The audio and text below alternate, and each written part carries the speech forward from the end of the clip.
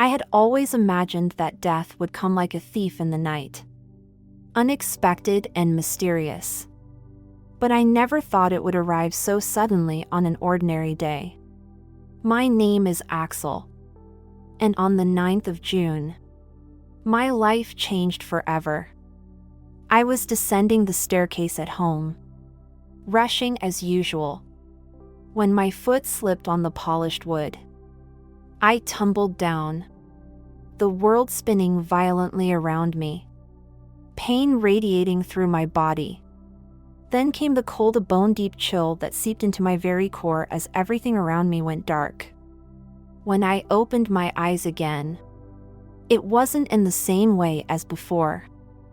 I was aware of my husband's frantic voice calling my name, but it sounded faint, like a distant echo. I realized I was no longer in control. My body felt foreign, limp, and unresponsive. My husband's arms held me as he carried me to the car, his voice trembling as he whispered reassurances I could barely comprehend. If you believe in God and near-death experiences, subscribe to Life at NDE today. Discover inspiring messages from God through powerful near-death stories that bring hope and understanding. Hit subscribe now and join us in spreading the light of faith. The drive to the hospital was agonizing, not because of the physical pain. I had grown strangely detached from it, but because I could see the terror etched into my husband's face. His hands gripped the steering wheel tightly, his knuckles white. He glanced at me repeatedly, pleading with his eyes for me to stay awake, to hold on. I tried. I truly did. I clung to the sound of his voice like a lifeline, desperate to stay tethered to the world I knew. But something cold and relentless was pulling at me. As the minutes passed, the pull grew stronger. My breaths became shallow, each one a struggle against the icy force that seemed to drain the life out of me. My vision blurred, and for a moment, I thought I saw shadows moving at the edges of my awareness, dark, inevitable, and unyielding. Death was not the quiet surrender I had imagined. It was a force that claimed me, creeping closer with every beat of my weakening heart. Then, suddenly, the fight ended. A profound stillness washed over me, silencing the pain and fear. I felt myself release. It was as if I had shed my physical form, leaving behind the broken shell of my body. The world around me faded into a quiet void, and I hovered there, weightless and detached. I looked down and saw myself slumped in the passenger seat of the car. My husband was still there, his voice now distant, his tears streaming as he pleaded with me to wake up. But I couldn't respond. I wasn't in my body anymore. I was beside it, observing from a strange and weightless perspective. The sensation was surreal, as if the laws of the physical world no longer applied to me. I turned to face my husband, watching his mouth move in desperate prayers, begging God to save me. His pain was palpable, but I couldn't feel it the same way. I felt distant from his grief, as though I were seeing it through a veil. And then, without warning, everything changed. The chaotic noise of the car and my husband's cries disappeared. In their place came an overwhelming silence, a peace so profound it was almost tangible. I found myself in a realm that defied description, a place where time and space felt irrelevant. The colors here were unlike anything I had seen before, vivid, radiant, and alive in a way that no earthly hue could replicate. The air itself seemed to hum with energy, pure and untainted. I was standing or perhaps floating in a field of breathtaking beauty. The grass beneath me shimmered with an ethereal glow, soft and vibrant. Above me stretched a sky of perfect blue, unbroken and serene. A gentle warmth enveloped me, soothing and comforting. For the first time in my life, I felt a peace so complete that it silenced every worry, every fear, every thought. It was as if I had come home to a place I didn't know I had been searching for all along. In the distance, I noticed groups of people gathered. They were seated on the grass in a circle, their attention focused on a figure standing among them. The man was dressed in white, his presence commanding yet gentle. Even from afar, I could feel the calm authority he exuded. He spoke to the group with a voice that seemed to resonate beyond sound, reaching deep into the very essence of those who listened. Though I couldn't make out his words, I was drawn to him, captivated by the wisdom and kindness that emanated from him. Looking around, I realized there wasn't just one group. There were many, scattered across the vast expanse of this place. And yet, the same man in white stood at the center of each one, addressing them as if he could be everywhere at once. It didn't make sense, but it also didn't feel strange. Here, the impossible felt natural. I hesitated, unsure of what to do. My mind raced with questions. Was this heaven? It certainly felt divine, but it wasn't what I had expected. There were no golden gates or angelic choirs, no blinding light or grand proclamations. Instead, there was simplicity, a beauty so subtle and profound that it overwhelmed me. This place felt sacred, yet entirely different from the depictions I had always imagined. Summoning my courage, I began to walk toward one of the groups, my steps light and effortless. I had no clear intention other than to understand, to uncover the truth of where I was and why I had been brought here. As I approached, the man in white seemed to notice me, though his focus remained on those he was speaking to. I felt a warmth emanating from him, as if he were welcoming me without words. I found a spot to sit among the group, still unsure of what was happening or what was to come.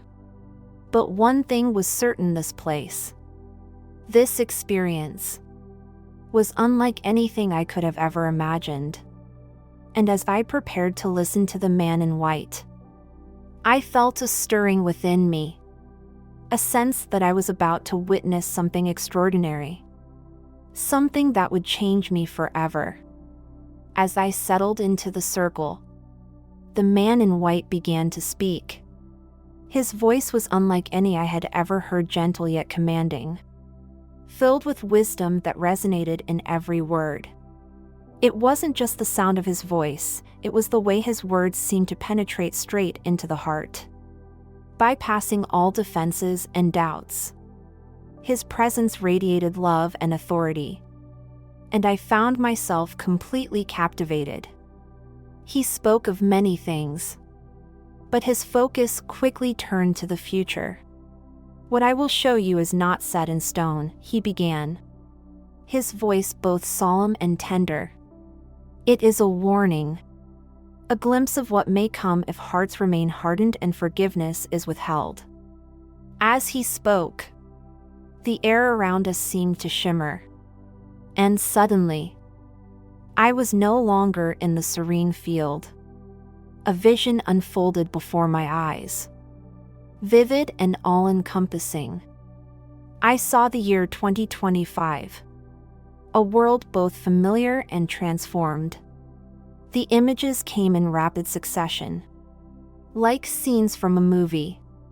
Yet they felt more real than anything I had ever experienced. At first, there was a sense of hope. I saw technological advancements, medical breakthroughs, and moments of human triumph.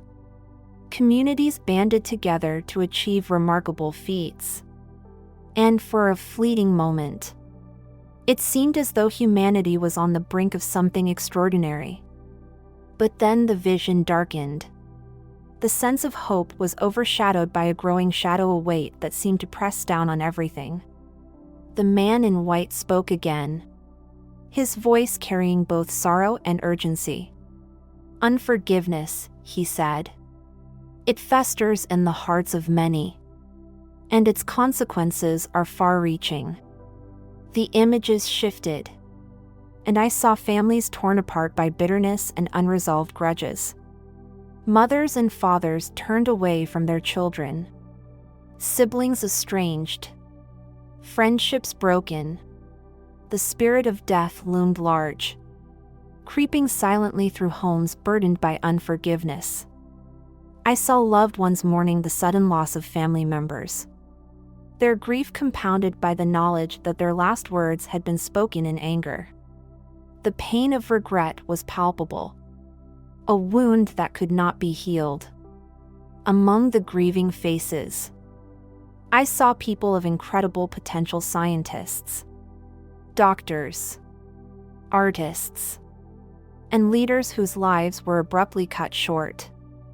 Their brilliance, their contributions to the world, were snuffed out before they could fully flourish.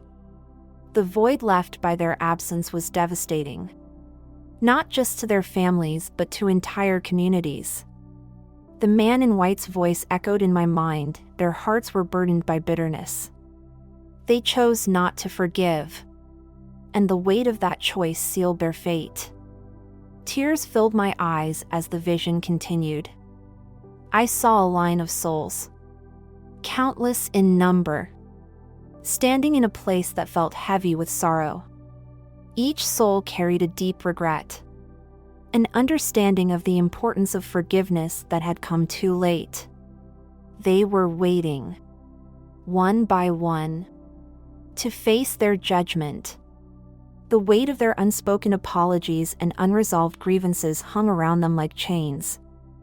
The vision grew darker still. I saw a place of torment, a realm filled with suffering so profound it defied comprehension. It was not merely a fiery abyss, as I had heard described before, but a place where despair and anguish reigned supreme. The cries of the souls echoed endlessly, a haunting chorus of regret and sorrow. I felt my heart break as I witnessed this. And then I saw him, the man in white, standing among them, tears streaming down his face. His grief was immeasurable, a sorrow born out of love for those who had chosen this path. The scene shifted again, and I found myself back in the peaceful field. The man in white's face was heavy with emotion, and his voice trembled as he continued. "Unforgiveness is a poison," he said. "It corrupts the soul and blinds the heart. Those who hold on to bitterness cannot fully embrace the love I offer, for their hands are too tightly clenched around their pain." His words pierced me, and I felt an ache deep within my chest. I thought of my own life, of the grudges I had held, the apologies I had withheld. How often had I let my pride dictate my relationships? How many times had I chosen anger over understanding? The weight of my own unforgiveness settled on me like a heavy cloak. The man in white continued to speak, his voice filled with both urgency and compassion. "The year 2025 will be a time of reckoning," he said. "But it does not have to be a time of despair. Those who choose to forgive, to let go of their grievances, will find life and peace. The choice is yours to make." As he spoke, the vision of 2025 faded, and the serene field returned to view. I looked around at the others in the group. Their faces reflected a mixture of awe and sorrow, as though they, too, had been shown their own visions of what was to come. The man in white stepped closer. His eyes filled with a kindness that seemed to envelop us all. "Forgiveness is not just a gift to others," he said. "It is freedom for your own soul. Let go of the pain, the anger, the bitterness. Embrace love, and you will find life." I sat there, silent and still, as his words sank deep into my heart. I didn't fully understand what I had just experienced, but I knew it was something extraordinary, something I would carry with me forever. As I looked into the man in white's eyes, I felt a stirring within me, a call to act, to change, to let go of the burdens I had carried for so long. The vision of 2025 lingered in my mind as the man in white turned to address another group nearby. Though his attention shifted, I still felt his presence, his love, his call to forgive. And as I sat there in the field, I realized that this journey was far from over. It was only the beginning. I remained seated in the circle, my mind reeling from the vision of 2025 and the weight of the man in white's words. The vivid imagery of lives destroyed by unforgiveness, the cries of regret from countless souls, and the profound sorrow etched on his face lingered within me. Yet, amidst the heaviness of it all, there was a glimmer of hope, a belief that change was possible if only people embraced forgiveness and love. The man in white turned his gaze toward me, and though he had already moved on to another group, I felt as though he were speaking directly to my soul. His presence was overwhelming, but not in a way that inspired fear. Instead, it was a mixture of awe, reverence, and an undeniable pull towards something greater than myself. He walked among the groups, his movements fluid and purposeful, addressing those who sought him with a wisdom that seemed infinite. I found myself drawn to him again, rising from where I had been sitting. I hesitated for a moment before stepping toward a new circle forming nearby. The man in white had already begun to speak, his voice carrying a gentle authority that silenced the murmurs of those gathered. I quietly took a seat among them, my heart heavy with questions but eager to hear more. "This place you see," he said, gesturing to the serene beauty around us, "is a gift, a glimpse of what could be. Yet, this peace is not the reality for all. The path to this place requires surrender, humility, and love." His eyes scanned the group, and I felt his gaze rest on me for a brief moment. It wasn't a look of condemnation, but one of deep understanding, as though he could see every part of me, even the parts one hid from myself. He continued, "There is something I must show you, something that will prepare you for what lies ahead." Before I could comprehend his words, the vision shifted again. The tranquility of the field dissolved, replaced by a world in chaos. This time, the scenes were darker, heavier, and more harrowing than before.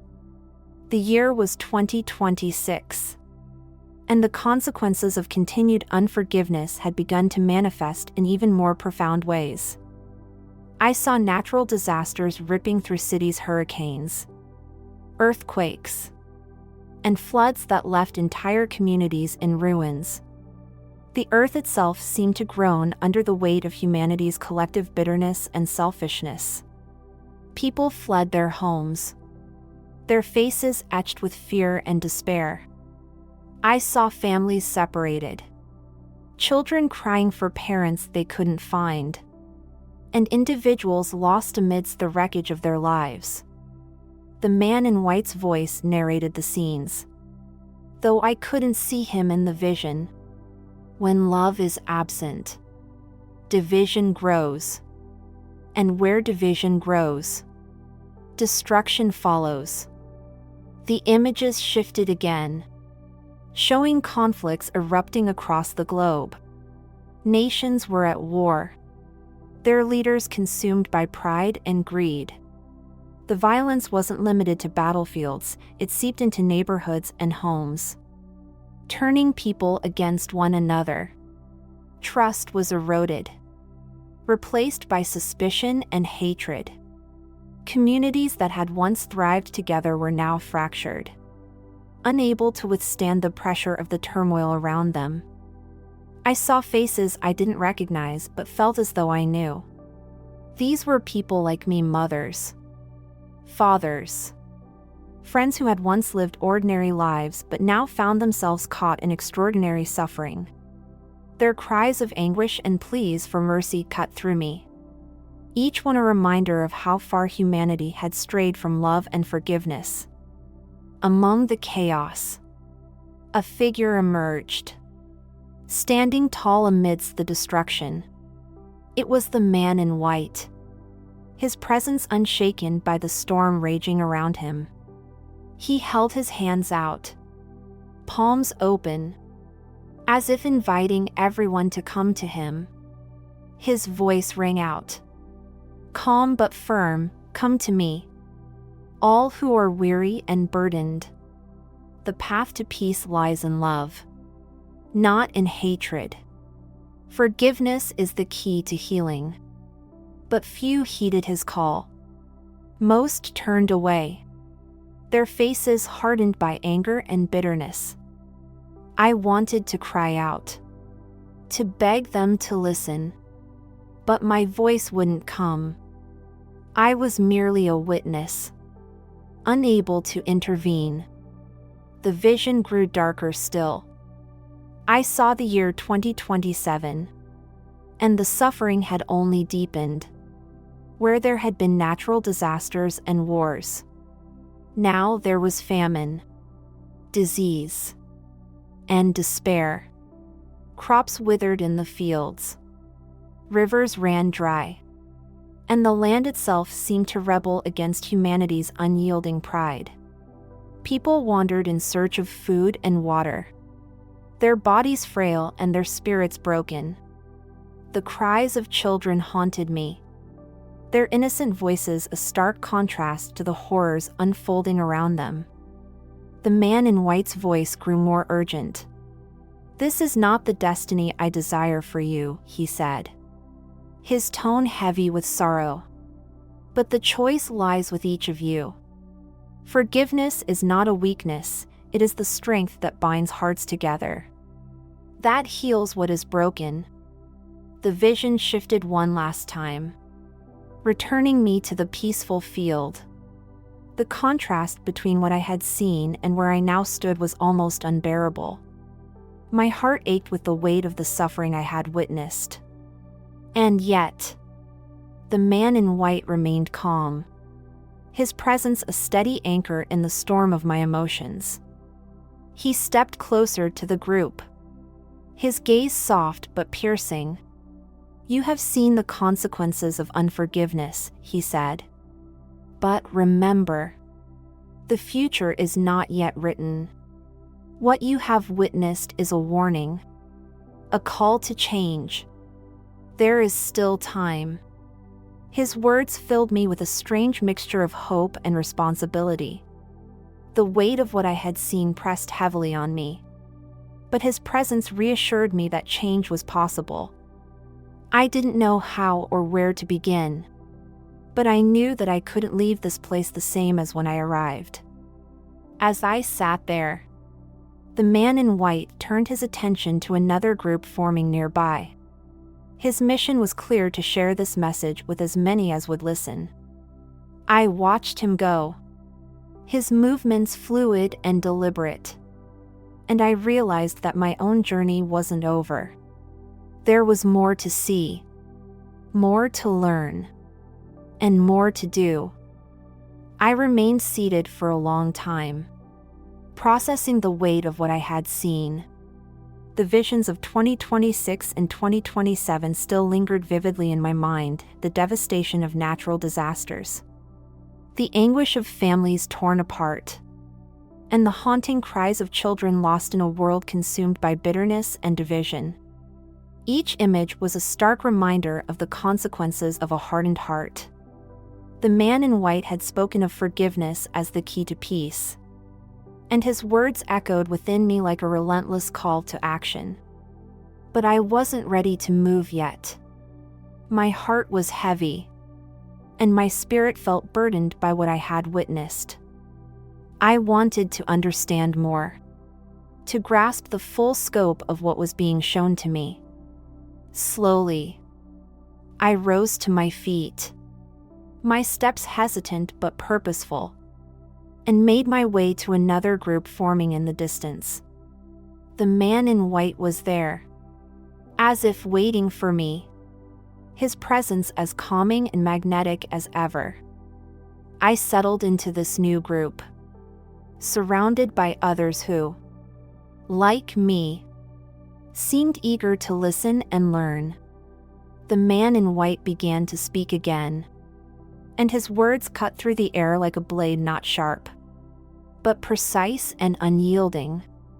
Love and forgiveness are the foundation of life, he began. Without them, the heart hardens, and the soul withers. But with them, even the deepest wounds can be healed. His words resonated deeply, but I couldn't ignore the urgency in his tone. There was something more he needed to show us. Something even more critical. As if sensing my thoughts, he raised his hand, and the serene beauty of the field faded once more. A new vision unfolded, one that would pierce me to my very core. I saw a world plunged into chaos. But this time, the scenes were not just about external destruction. They were deeply personal, focusing on individuals and their choices. The year was still 2027, and the consequences of unrepentant hearts were on full display. I saw people clinging to grudges with a ferocity that consumed them. Their anger twisted their faces and hardened their hearts, leaving them blind to the love that surrounded them. One scene stood out vividly. I saw a family gathered around a dinner table, their expressions tense and distant. Words of love and connection were replaced with silence and cold glances. Unspoken grievances hung in the air like a dark cloud, choking the warmth out of the room. A father sat at the head of the table, his face etched with bitterness. His children avoided his gaze, their own faces marked by a mixture of resentment and fear. It was a tragic portrait of a family broken by unforgiveness, and it was a scene that repeated itself across countless homes. The man in white's voice broke through the vision, his tone heavy with sorrow.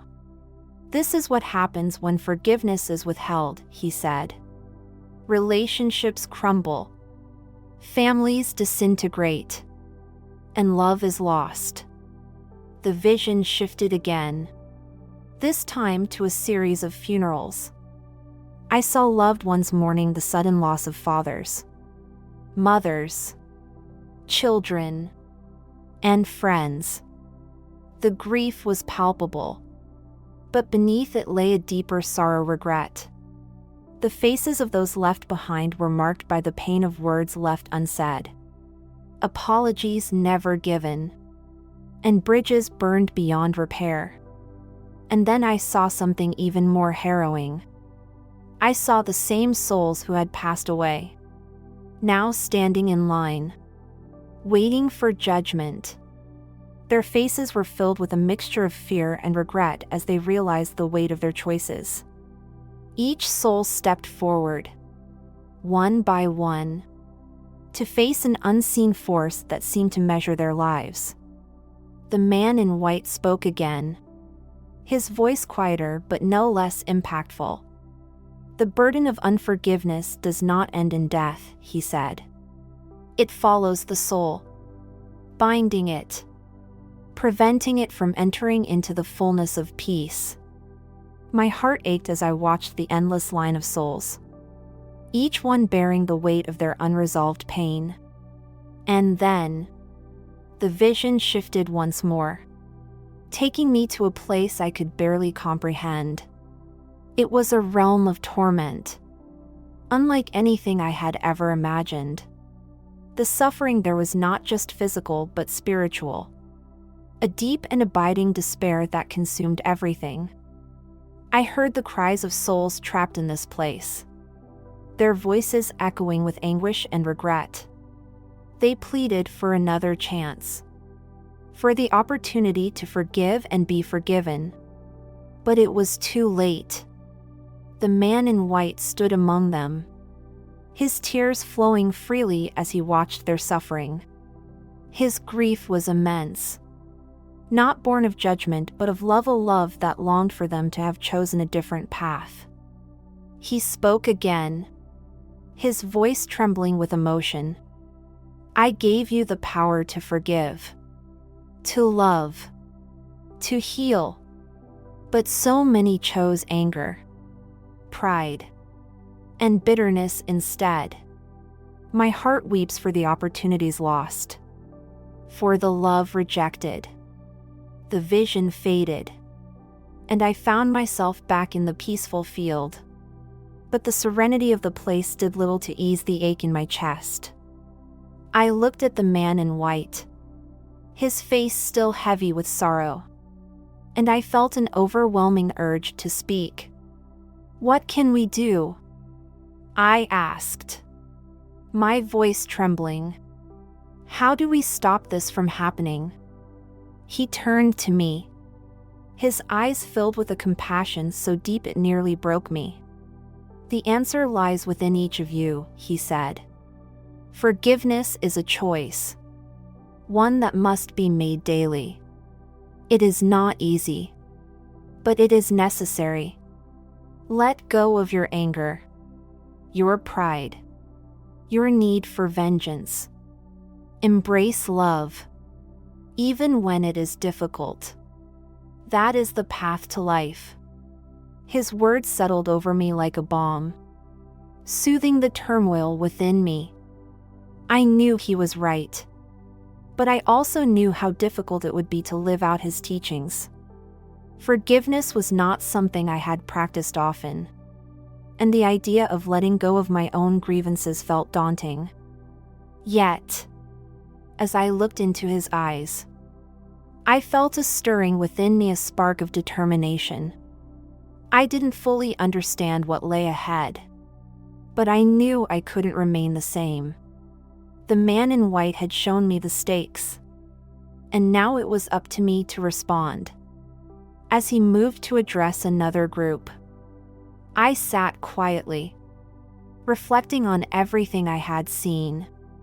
The visions of 2026 and 2027 had revealed the devastating consequences of unforgiveness, but they had also shown the transformative power of love and reconciliation. I didn't know how much more I would be shown, but I was ready to learn. The man in white moved gracefully toward another group gathering in the distance, and I sat quietly, letting the weight of what I had witnessed sink into my heart. The visions of destruction, pain, and regret were impossible to shake. Yet, his words had also planted a seed of hope.